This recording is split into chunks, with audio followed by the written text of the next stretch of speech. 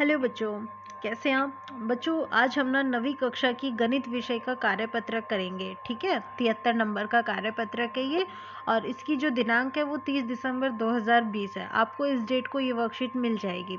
इस वर्कशीट का जो आपके पास टॉपिक है वो है अध्याय 7 त्रिभुज, और इसमें हम वर्कशीट जो हमें मिली थी 25, 26 और 27 इनकी पुनरावृत्ति यानी कि इनका रिवीजन करेंगे। ठीक है, तो सबसे पहले हम देखते हैं प्रश्न एक में हमसे कहा है कि किसी भी त्रिभुज के एक शीर्ष को, देखो आपके पास ये त्रिभुज है, अगर हमने ये लिया कि ये हमारे पास क्या है, यहाँ पे एक त्रिभुज है, तो इस त्रिभुज के शीर्ष को, कोई भी एक शीर्ष है, जैसे मान लीजिए ये आपके पास एक शीर्ष है ए, इसको सम्मुख भुजा के मध्य बिंदु, ये मध्य बिंदु अगर हमारे पास है यहाँ पर, ठीक है, इसको मिलाने वाले रेखाखंड को त्रिभुज की, यानी कि ये जो रेखाखंड है अगर हम इसको नेम दे बी, ए बी, तो इसको आप क्या कहेंगे, तो बच्चों हम इसको कहते हैं माध्यिका। ठीक है, ये हमारे पास क्या कहलाएगा, माध्यिका।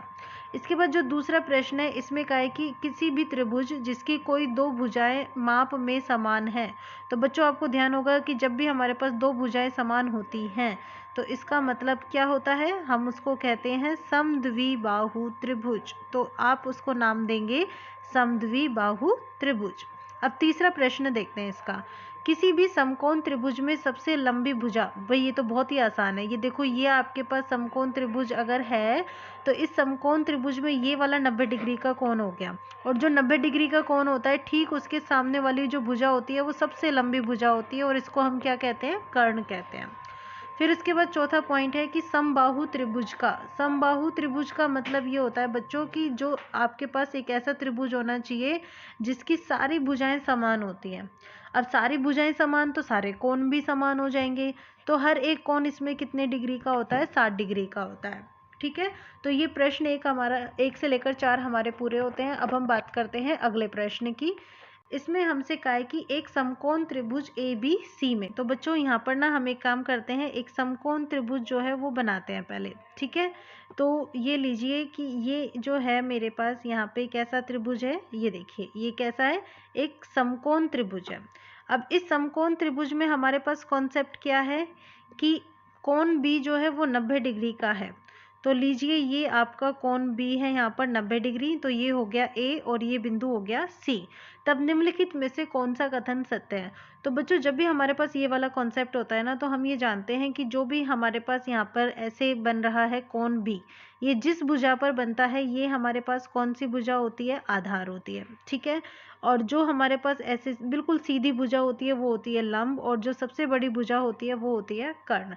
तब हम यहाँ पर पाइथागोरस प्रमेय जो है उसका इस्तेमाल करते हैं। पाइथागोरस प्रमेय, आपको ध्यान है पाइथागोरस प्रमेय की क्या कंडीशन होती है, इस प्रमेय के अनुसार जो भी हमारे पास कर्ण होता है, यानी कि जो भी हमारा त्रिभुज है उसकी सबसे बड़ी भुजा कर्ण, इसका जो स्क्वायर होता है ना वो हमारे पास आधार के स्क्वायर के बराबर होता है, प्लस हमें करना होता है क्या, लंब, यानी कि आधार का स्क्वायर प्लस लंब के स्क्वायर के बराबर होता है। तो कर्ण जो है इसका मान क्या है, AC, यानी कि AC का वर्ग, आधार यानी कि BC, तो BC का वर्ग प्लस लंब, लंब कितना है AB, तो AB का वर्ग इसके बराबर होता है। तो देखिए आप यहाँ पर AC का स्क्वायर बराबर है AB square plus BC square, यानी कि जो फिफ्थ का जो B पोर्शन है ना वो हमारा सही उत्तर है। ठीक है, चलिए अब हम देखते हैं छठा प्रश्न। इसमें हमसे पूछा है कि एक त्रिभुज में अधिकतम कितने शीर्ष लंब होते हैं, तो हमें एक त्रिभुज बनाना है। ये लीजिए हमारे पास एक हमने ये त्रिभुज बना दिया। अब इस त्रिभुज में हमसे पूछा है शीर्ष लंब, तो शीर्ष तो हमारे पास त्रिभुज के अंदर 3 होते हैं, और इन 3 शीर्षों से अगर हम सामने वाली भुजा पर लंब डालें, तो ये एक डाला, देखो ऐसे ये दूसरा लंब डाला मैंने, और ये कितना, ये हो गया तीसरा, तो कितने डाल पाए हम, ज़्यादा से ज़्यादा 3, इसका मतलब 3 शीर्ष लंब होते हैं। चलिए अब हम देखते हैं सातवां प्रश्न। इसमें हमसे कहा है कि एक समकोण त्रिभुज ABC में, तो आप देखिए आपको यहाँ पर ना पहले एक समकोण त्रिभुज बनाना है।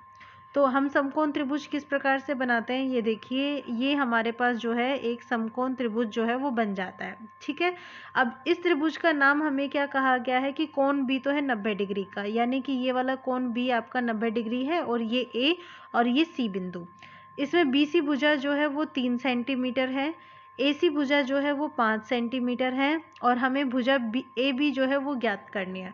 तो बच्चों अभी हमने देखा कि हम इस प्रकार का जो सवाल है, इस प्रकार का जो प्रश्न है वो पाइथागोरस जो प्रमेय होती है उससे कर सकते हैं, है ना। पाइथागोरस प्रमेय की अगर हम बात करते हैं तो हमारे पास कर्ण का जो स्क्वायर होता है वो बराबर होता है आधार का स्क्वायर प्लस लंब का स्क्वायर के। कर्ण यानी कि सबसे बड़ी भुजा, तो सबसे बड़ी भुजा हमारे पास है AC, तो AC का वर्ग हमारे पास बराबर होगा BC का वर्ग प्लस AB का वर्ग। हम इनके मान रख देते हैं जो भी हमारे पास है। AC का मान हमें 5 सेंटीमीटर दिया हुआ है तो 5 का वर्ग। BC देखिए 3 है तो आप यहाँ पर लिखेंगे 3 का वर्ग प्लस उसके बाद आप कर देंगे AB का वर्ग। 5 का वर्ग हुआ 25, 3 का वर्ग कितना हुआ भाई 3 तिया 9 हो गया, प्लस ये हमारे पास हुआ AB का वर्ग। ठीक है, तो आप बच्चों यहाँ पर AB का वर्ग आसानी से निकाल सकते हैं। कैसे? आपको AB का वर्ग चाहिए तो ये जो आपके पास 9 है ना, इस 9 को यहाँ से उठाकर यहाँ पे भेज दो, तो ये प्लस का है यहाँ पे, तो यहाँ पे आएगा तो किस में बदल जाएगा? माइनस में। तो हमें मिलेगा 25 माइनस 9 कितना हो गया? 16। तो अब आप AB ज्ञात करो। AB क्या हो जाएगा? 25 माइनस 9 यानी कि 16 का वर्गमूल, और 16 का वर्गमूल कितना आएगा हमारे पास? 4 सेंटीमीटर। तो ये हमारा उत्तर हो जाता है 7 का A। ठीक है, तो हमें यहाँ पर कितना मिलेगा? 4 सेंटीमीटर हमें यहाँ पर मिल जाता है। ठीक है, अब हम देखते हैं इसके बाद अगला प्रश्न, 8वां प्रश्न। इसमें हमसे कहा है कि यदि हम एक त्रिभुज में, तो सबसे पहले तो देखो बच्चों मैं आपको त्रिभुज बना के दिखाती हूँ। इसमें हम एक शीर्ष को, ये A बिंदु ले लिया शीर्ष वाला, उसकी सम्मुख भुजा पर किसी ऐसे बिंदु पर मिलाएं, तो ये लीजिए हमने सम्मुख भुजा पर यहाँ पे मिला दिया। ठीक है, इस तरीके से हमने इसको ये मिला रहे हैं, सरल रेखा के द्वारा मिलाएंगे हम ये। ओके बच्चों, तो ये एक बिंदु पर हम इसको नेम दे देते हैं BC और ये D बिंदु पर है यहाँ पे, जो उस भुजा को 1:1 के अनुपात में विभाजित करे। इसका मतलब ये है कि ये जो BC भुजा है ना, इसको इस तरीके से काट रहा है कि BD भुजा का मान DC भुजा के बराबर हो। ठीक है, BD बराबर होगा अगर DC के, तो आप देखो अनुपात निकाल कर देखो, BD बटा DC कितना मिलेगा। अब जब ये बराबर होंगे तो आप DC की जगह BD भी लिख सकते हो, तो BD से BD कट गया यानी कि 1:1 मिल गया। तो इस रेखाखंड को हम क्या कहेंगे भाई? इस रेखाखंड को हम कहेंगे माध्यिका। तो A जो है हमारा उत्तर होगा यहाँ पे। ठीक है, अब चलिए देखते हैं 9वां प्रश्न। इसमें हमें प्रत्येक आकृति में x का मान ज्ञात करना है। तो हम सबसे पहले ना ये पहली वाली आकृति को देखते हैं। इसमें बच्चों यहाँ पर हमें इस प्रकार से ना एक समकोण त्रिभुज बना हुआ है। इस समकोण त्रिभुज में ये आपके पास कितने डिग्री का कोण है? 90 डिग्री का, ये समझिए पहले तो। फिर उसके बाद आपसे कहा कि ये वाली भुजा जो है इस वाली भुजा के बराबर है। तो बच्चों जब आप जानते हैं अच्छे तरीके से क्या, कि जब भी हमारे पास किसी त्रिभुज की भुजाएं बराबर होती है ना, तो उन भुजाओं के सामने वाले कोण भी कैसे होंगे? बराबर होंगे। तो इसका मतलब इस भुजा के सामने वाला कोण ये वाला, और इस भुजा के सामने वाला कोण ये वाला, तो ये दोनों कोण बराबर होंगे। इस कोण का मान हमें कितना दिया हुआ है? x, तो इसका मान भी कितना होगा? x होगा। ठीक है, तो हमारे पास इस त्रिभुज के 3 कोण मिल गए, x, x और 90 डिग्री। इन तीनों कोणों का योग कितना होगा भाई? इन तीनों कोणों का योग होगा 180 डिग्री के बराबर। क्यों? क्योंकि त्रिभुज के तीनों कोणों का योग 180 डिग्री होता है। तो आप यहाँ पर कॉन्सेप्ट यूज कर सकते हैं कि भाई ये हमारे पास क्या है? त्रिभुज के 3 कोणों का योग। तो जब हम इस कॉन्सेप्ट को यूज़ कर सकते हैं तो हम यहाँ पर बहुत ही आसानी से x का जो मान है वो भी ज्ञात कर सकते हैं। देखो x और x कितना हो गया? 2x, और ये जो 90 डिग्री है ये आएगा आपके पास दूसरी तरफ, तो माइनस का हो जाएगा। 180 में से 90 गया तो कितना आया? 90। ठीक है, तो अब आप यहाँ से 2x का मान ज्ञात करेंगे तो ये किसके बराबर है? 90 डिग्री के। तो आपके पास x का मान कितना आएगा? 90 डिग्री बटा 2 यानी कि 45 डिग्री। तो x का मान है 45 डिग्री। बच्चों हम इसमें ये वाला कॉन्सेप्ट भी यूज़ कर सकते हैं या फिर थोड़ा सा शॉर्टकट भी अपना सकते हैं। शॉर्टकट हम कैसे अपनाएंगे कि हम जानते हैं त्रिभुज के 3 कोणों का योग 180 डिग्री है। तो अब जैसे यहाँ पे 90 डिग्री है तो हमने इसका मतलब 90 डिग्री जो है हटा दो, तो कितने बचे? 180 में से 90 गया यानी कि 90 बचा। तो इसका मतलब हम यहाँ पर देखेंगे कि 2x जो है वो बराबर हो जाएंगे किसके? 90 के। भाई ये दोनों फिर बाकी के 90 बचे ना, तो x का मान कितना आएगा 45 डिग्री। तो आप कैसे भी कर सकते हो, बट आपको समझ में आना चाहिए, वो ज़्यादा ज़रूरी है। अब चलिए देखते हैं इसका दूसरा भाग। इसमें हमें इस आकृति में देखो ये वाला जो भुजा है इस वाली भुजा के बराबर है ना। तो इसका मतलब ये हुआ कि जो भुजा बराबर है उनके सामने वाले कोण भी बराबर है। इसके सामने ये वाला कोण, इसके सामने ये वाला कोण। इसका मान दिया हुआ है x और इसका मान दिया हुआ है 40 डिग्री। तो क्या कॉन्सेप्ट होगा कि x का मान भी क्या होगा 40 डिग्री होगा। कारण आप ये लिखेंगे कि जो समान भुजाएं होती हैं, ठीक है, मैं यहाँ पे लिख रही हूँ, आप इसको लिखेंगे जब भी आपको इस कॉन्सेप्ट की ज़रूरत होगी तो आप यही लिखेंगे, समान भुजाओं के सम्मुख कोण भी समान होते हैं।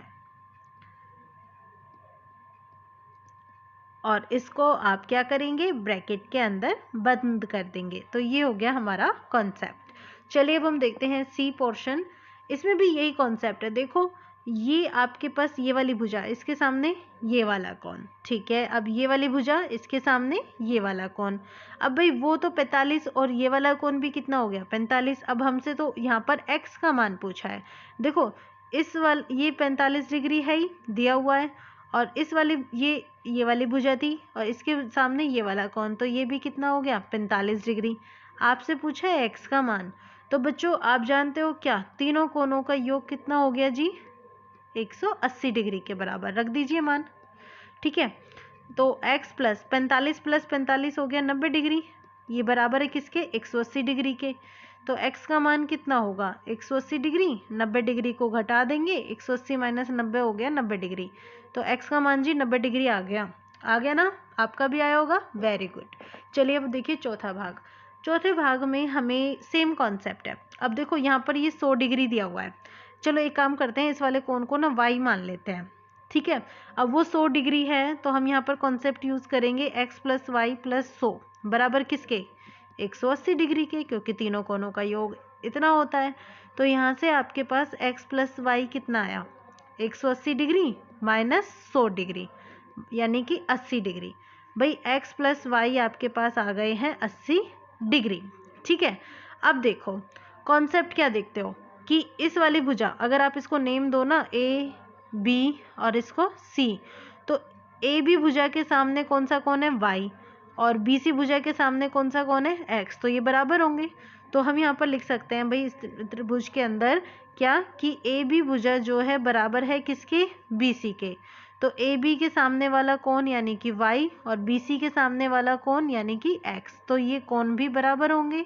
इसका मतलब ये हुआ बच्चों हम x की जगह y रख सकते हैं, ठीक है। तो इस वाली इक्वेशन में हम रखेंगे, हमारे पास y हमने अपनी तरफ से माना था तो हमने y की जगह x रख दिया। कुछ भी रख सकते हो आप, मतलब x की जगह y या y की जगह x, कुछ भी। x और x कितना हो गया 2x और ये बराबर हो गया 80 डिग्री के, ठीक है।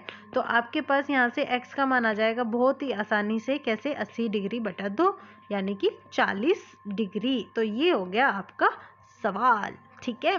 तो अब हमारे यहाँ पर ये 9वां प्रश्न पूरा होता है। चलिए अब हम देखते हैं 10वां प्रश्न। इसमें हमें एक त्रिभुज दिया हुआ है PQR जिसका Q कोण समकोण है। तो पहले तो चलो हमने त्रिभुज बना दिया, ये लीजिए त्रिभुज बन गया, परंतु ये त्रिभुज अभी हमारा समकोण त्रिभुज नहीं है। तो ये लीजिए समकोण त्रिभुज भी बन गया, इसमें बहुत बड़ी बात नहीं है। अब हमें Q कोण जो है वो समकोण दिया हुआ है ये वाला, और ये है P और ये बिंदु हो गया R, ठीक है। कोण Q बराबर है 90 डिग्री का, ठीक है।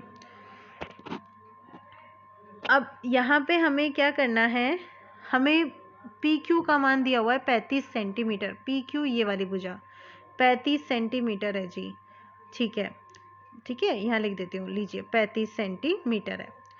PR ये है 37 और QR की लंबाई हमें ज्ञात करनी है। तो बच्चों हम पाइथागोरस से कर सकते हैं, है ना।